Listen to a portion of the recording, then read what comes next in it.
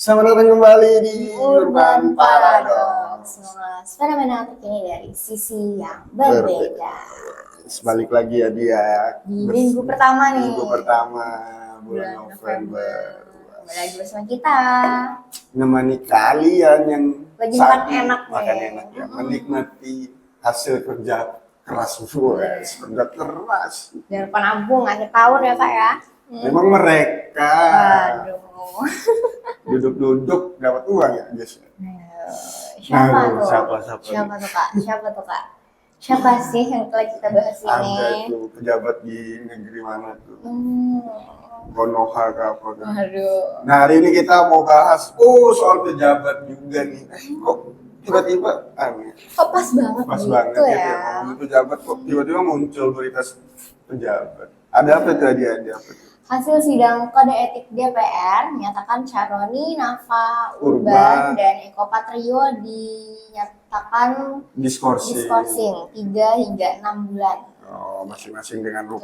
tuntutan berbeda-beda ya. Benar. Ada yang 3 bulan, ada yang 4 bulan, ada yang 6 bulan tuh.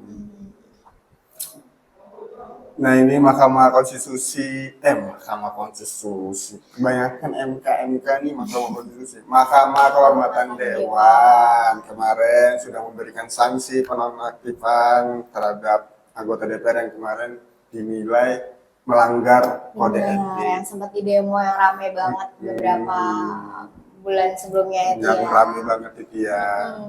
Nah putusan-putusan juga ada beberapa putusan ya. Di sini ada dari Nafa Urban sendiri, beliau terbukti melanggar kode etik DPR.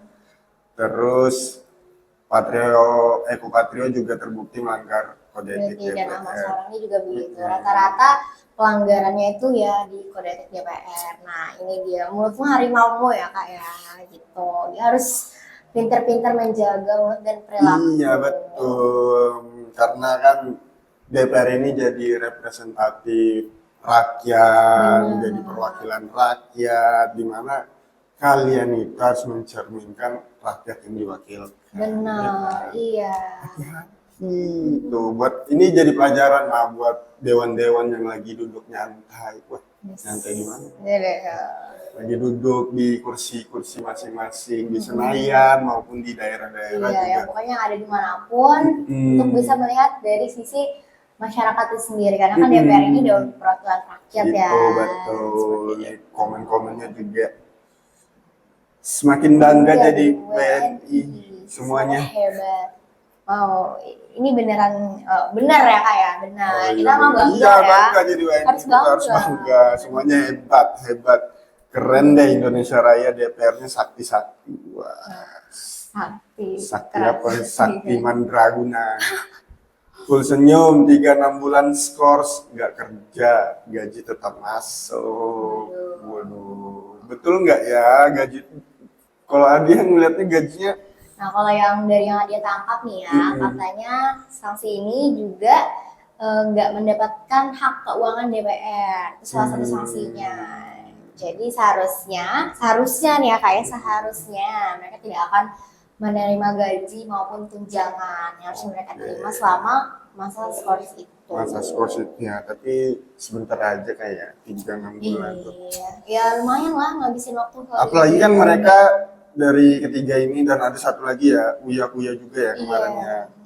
Itu mereka kan salah satu selebritis lah. Kalau cuma 3-6 bulan ya mereka bisa nyari uang di sisi-sisi lain.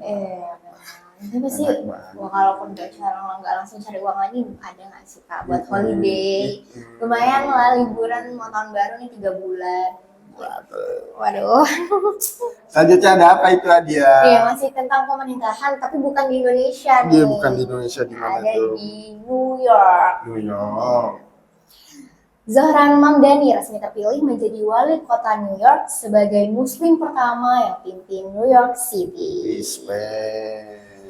Nah, setelah New York ini kan termasuk kota yang bebas ya kak ya, bebas dan liberal ya.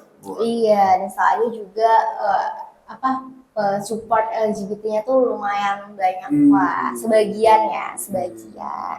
Dan jadi ini jadi perbincangan yang cukup hangat lah, baik di luar maupun di Indonesia sendiri. Kayak wah, akhirnya ada pemimpin di New York yang beragama Islam. Di luar agama itu ya. Mm-mm.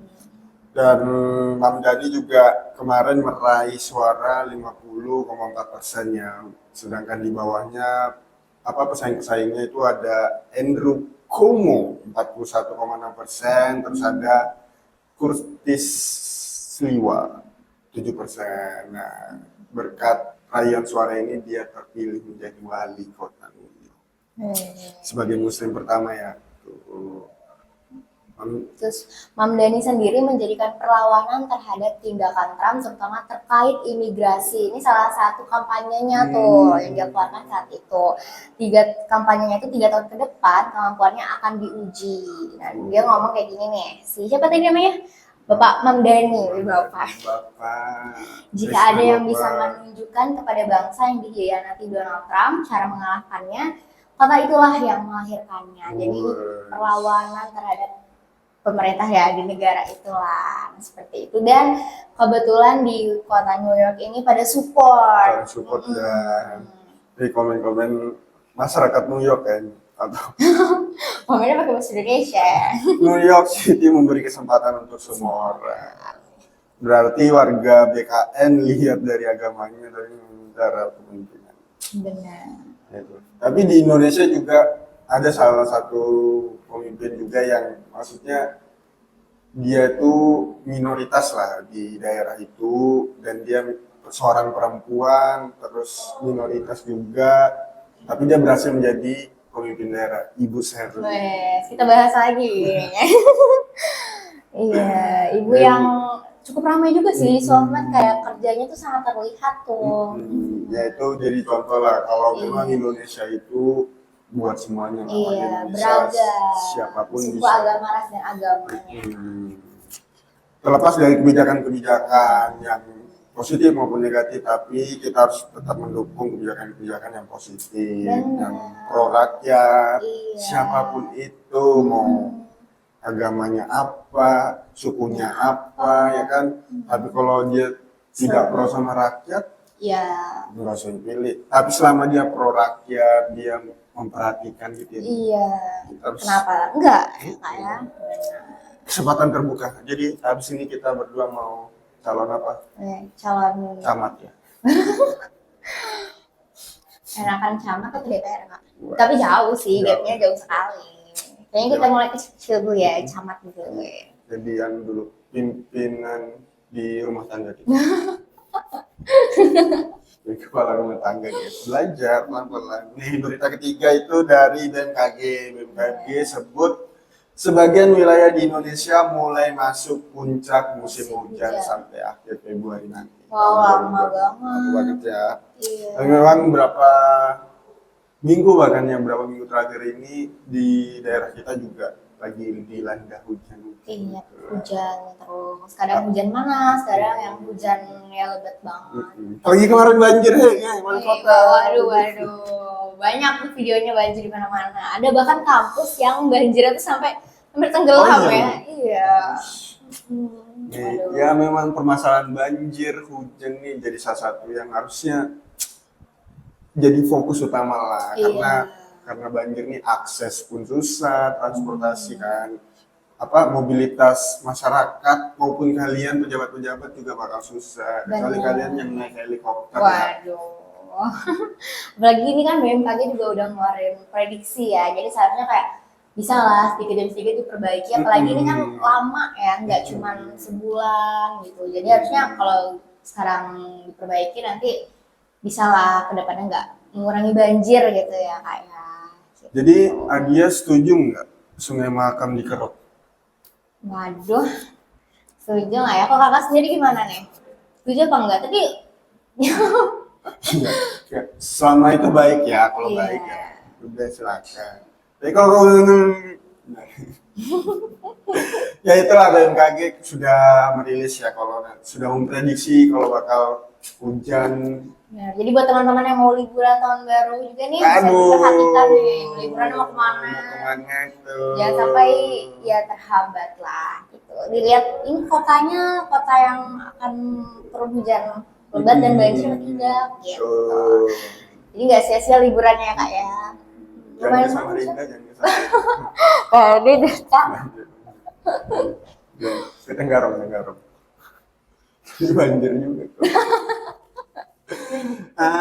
Tuh Ramadan adem ini berarti. Oh iya, Ramadan tahun depan kan di bulan Februari ya. Oh, dari bulan Februari ya kak? Iya kayaknya. Februari akhir Harusnya gitu Februari ya. akhir gitu sampai nggak puas, nggak terasa berarti puasa Iya, lagi. berapa bulan lagi? Nggak sampai 5 bulan lagi dong Nggak berarti sampai ya. 5 bulan. Iya. Ya, alhamdulillah ya kita bersyukur bulan Ramadan bisa ketemu. Iya. Nanti kita ada apa ya? Ada spesial Ramadan atau Spesial gimana ya? Ramadan. Kita nemani teman-teman sebelum berbuka gitu kan kita bakal Terus nih warga Bogor komen nih. Warga Bogor, pesan tiap bulan, aduh. Mungkin karena beda ya. Di sana lebih adem apa gimana sih guys? Anda Bogor ini kan juga terkenal sebagai kota hujan gitu. Memang anunya awannya beda di sana. Tiap minggu, tiap hari. Dia lebih sering nih warga Iya. Bogor kehujanan. Bahkan kan di Jakarta kadang air yang susulan dari Bogor gitu ya kan ke Jakarta. Sampai Jakarta ya. Kak? Tuh warga Bogor tuh Pemkap di Bogor tuh ada resah lah kalau kesah dari warga Bogor. Perasaan tiap bulan hujan. Oh iya karena hujan ini juga di FYP sendiri tuh banyak lewat katanya Jakarta sendiri tuh beberapa hari yang lalu tuh sempat lumpuh total karena banjir karena hujan itu gitu. Terus katanya yang nggak banjir itu daerah PIK 2 daerahnya Konglomerat. Konglomerat di situ ya dia. Iya. Aja mau nggak punya rumah satu di situ. Mau dong, Oh, ya. kalau ada rezekinya mau banget. Kalau ada 9 lagi. Jangan lagi. Kalau ada bebe. 9 lagi. Kalau mau tinggal di sana. Mau lah. Sebenarnya ada tuh bukan tipikal yang harus di Jakarta buat ya, yang kota besar. Tapi kalau tinggal di PIK siapa yang nggak mau Siapa yang nggak sih? mau? Mau deh. Oh, selanjutnya ada apa dia kita? Selanjutnya nih, waduh, ini ada kelahiran tahun berapa nih yang pasti fans banget. Adia sendiri juga ngefans sih, wah nggak sama fans itu nih. Bilang ngefans sama ini ya? Apa itu? Iya Siapa nih. itu? Ariel Noah bakal perankan karakter Dylan di film Dylan ITB 1997 dan Dylan Amsterdam. Waduh, Dylan nih gak selesai ya ngomongin Dylan. Anunya makin anu ya. Iya, makin dari kuat. yang awalnya 90, 91, terus Miliasar dari Dylan, terus balik lagi ke Dylan waktu SD, dan sekarang Dylan waktu kuliah. Wush, Dilan memang. Tapi Dilan pertama itu kan tahun berapa ya? 8 deh, 2017 ya kayaknya. 17 Iya. kalau nggak 17 18 itu dia umur berapa? SD. SD berarti SD. belum nonton. Sudah. Sudah nonton di bioskop? Sudah. Dulu bahkan ada suka banget sama Dylan. Mungkin bukan karena Dylannya ya pada saat itu, lebih ke karena ada suka Iqbalnya. Oh, fansnya Iqbal. Iya, akhirnya nonton dan suka. Terus ada berhenti nonton Dylan waktu yang 1991 karena itu sedih. Karena kan Oh. mereka putus, jadi dia udah nggak nonton Nggak lagi. nonton lagi. Nggak pernah nonton lagi. Tapi pemerannya Ariel Noah. Iya. Ya, maksudnya Dilan kan di Bandung ya. Iya. Ariel Noah juga maksudnya orang Bandung. Apa karakter terusannya mungkin Akan nanti- sangat masuk lah. iya nanti Iya. kita tunggu lah ya filmnya Dilan ITB 97. Dan Dylan Amsterdam nih, waduh. Kabarnya sih yang Dylan ITB 1997 ini tayang tahun depan. Tahun depan, Ya, ya. kita tunggu aja ya. Gitu. Nah ini juga dari salah satu karya dari Didi Baik ya yang berseri-seri bos.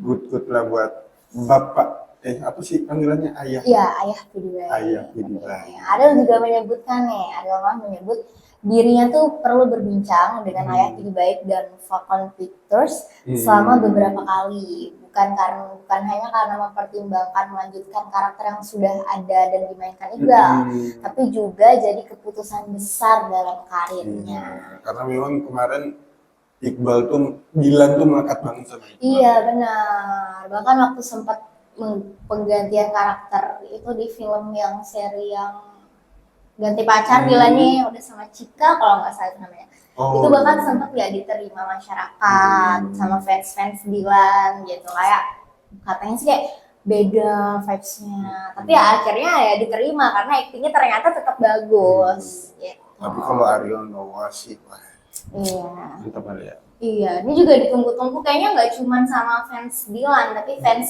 Ariel Noah sendiri deh. Ada lihat dari komentarnya. Nggak pernah sesiap ini jadi Milea, waduh. Ikut casting ya. Milea ada lagi nggak sih nanti ya di episode di ini ya, sini ya. Dan next gitu. Dilan sebelum Masehi masih jadi. Waduh, saking banyak ya. Apa tuh? Bayangin Ariel Noah, kamu ini tinggi lagi Dilan itu. Ini beda ya Dilannya. Ini Dilan yang kemarin diselingkuh itu. Waduh.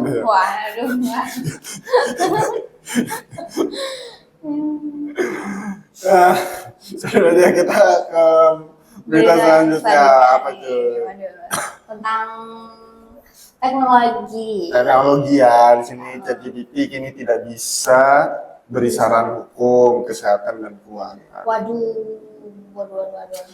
Tapi ini jadi maksudnya ya kalau ChatGPT bisa jadi beri saran hukum, kesehatan dan keuangan tuh bikin masyarakat tuh jadi apa-apa tuh terpatoknya ke sini. Padahal sebenarnya kalau soal hukum, kesehatan dan keuangan tuh udah ada banyak referensi yang memang sudah legal lah, maupun undang-undang ataupun itu penelitian, jurnal, itu kalian bisa lebih baca yang begitu-begitu daripada harus ChatGPT. Tapi aku lumayan setuju sih ChatGPT tidak bisa diberi saran hukum, kesehatan dan keuangan. Iya, karena nih menurut artikel yang ada nih katanya beberapa orang itu menggunakan ChatGPT sebagai terapis pengganti.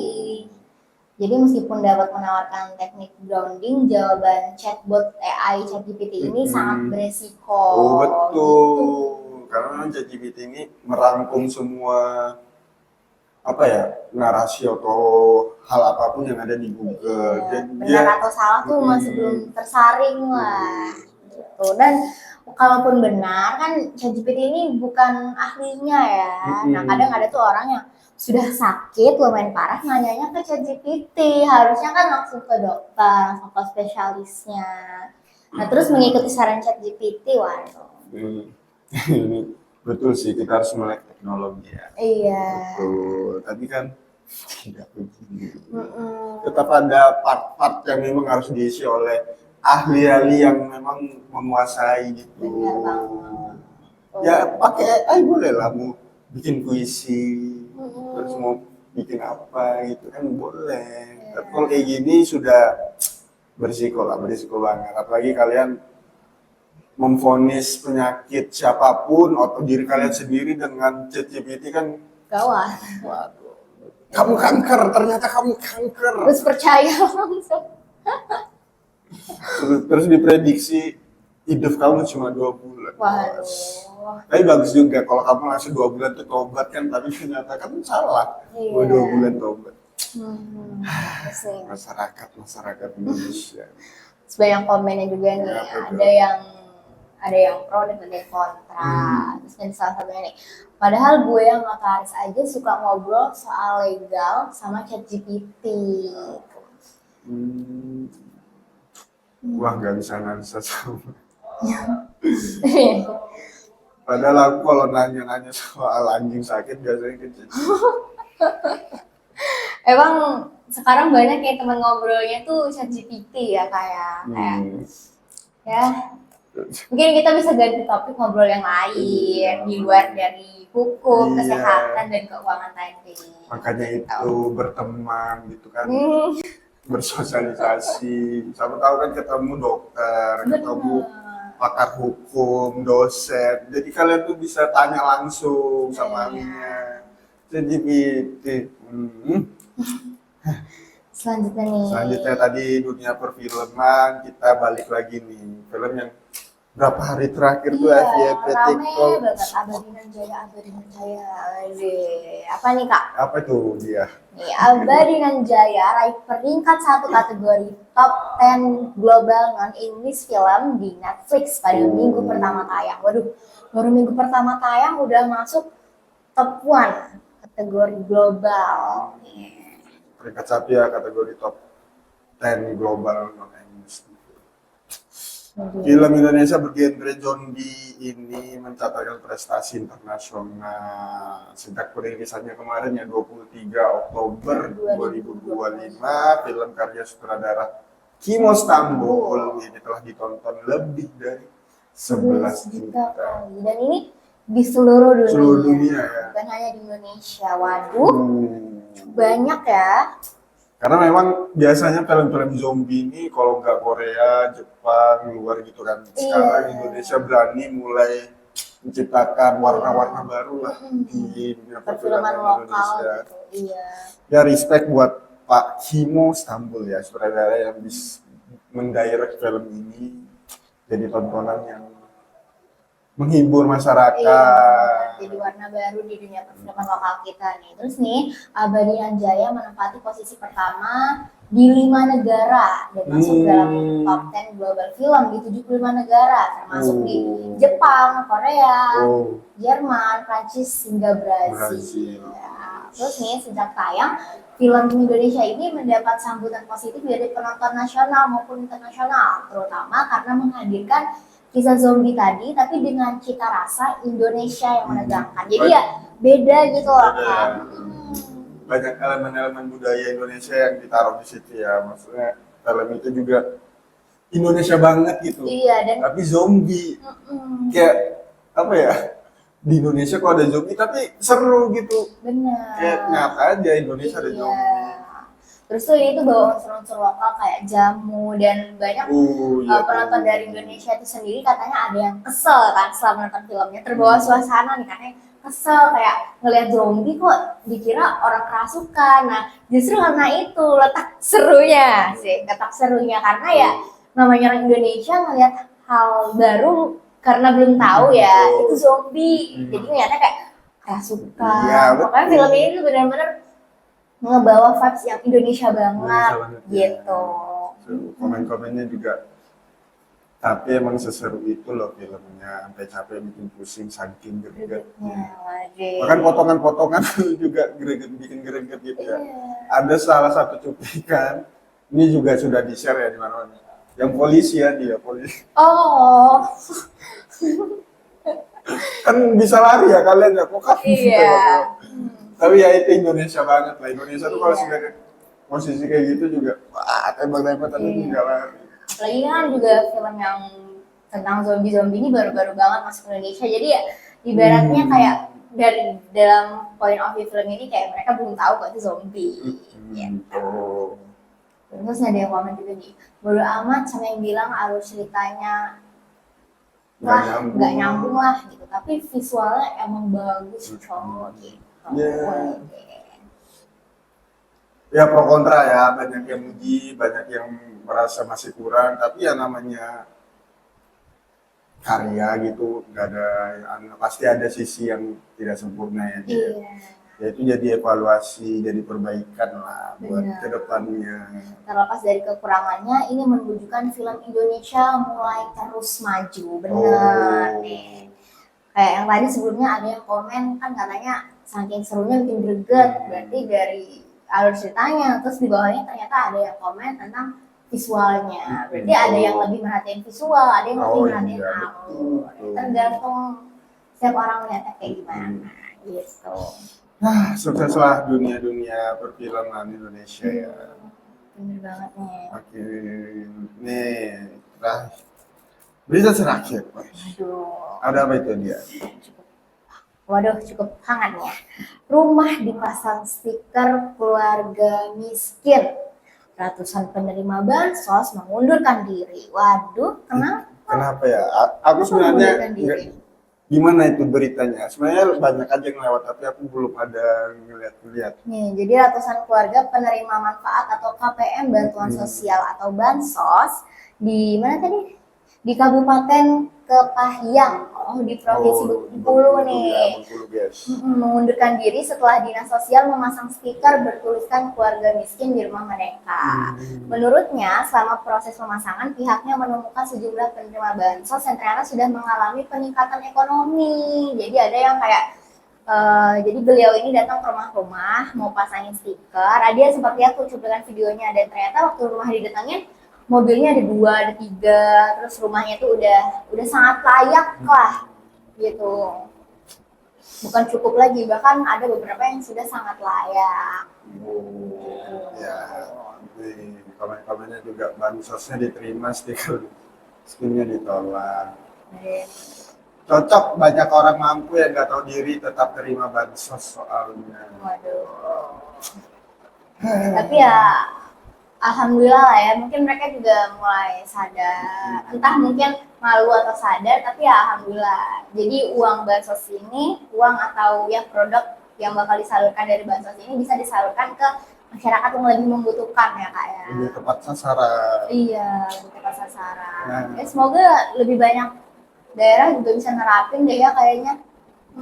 Biar nggak salah sasaran lagi. Ya buat kalian yang merasa mampu gitu ya. Iya. Kalau nanti rumah kalian tiba-tiba ditempel di stiker keluarga miskin, tolak. Benar itu. Nah dia tadi kita ngomongin BMKG hujan. Iya, hujan ya. Hujan, waduh. Hujan Padahal banget. tadi pagi panas. Pagi panas banget. Aduh, udah jemuran lagi. Nangkapin lagi. Dan kebetulan Bapak Wali Kota depan banjir Pak. Oh iya nih, kebetulan di depan kantor kita. Aduh, bisa lah, lirik dong. Gitu. Soalnya depan kayaknya ada pemeliharaan jalan. Iya. Pemeliharaan drainase juga lah harus. Oke, dia sampai di sini kayaknya kita nemenin teman-teman kita ya yang ada di rumah, Iya, di kafe. Yang lagi melewati minggu pertama dengan makan enak. Makan apa nih? Lagi menikmati hujan bareng siapa tuh? Waduh. Bareng keluarga. Sambil nyemil. Sarapan gorengan, kopi. Ya, tapi kalau sarapan gorengan di awal bulan mungkin gak level kali ya buat mereka. Makan apa nih? Minimal apa? Croissant. Croissant. Waduh. Croissant. Oke. Oke, kita sampai sini dulu nemani kalian. Kembali lagi nanti di minggu depan dengan berita-berita Yang lebih hot, terkini, baru panas banget ya. Ya, terutama komen-komen netizen yang Ya. ada di kolom komen itu kita bakal highlight ke teman-teman gimana tanggapan mereka. Sampai jumpa lagi di minggu depan, Nadia. Bye-bye semuanya. Jangan lupa Bye-bye. di subscribe, di share, di like ya. Dadah. Komen, bye-bye.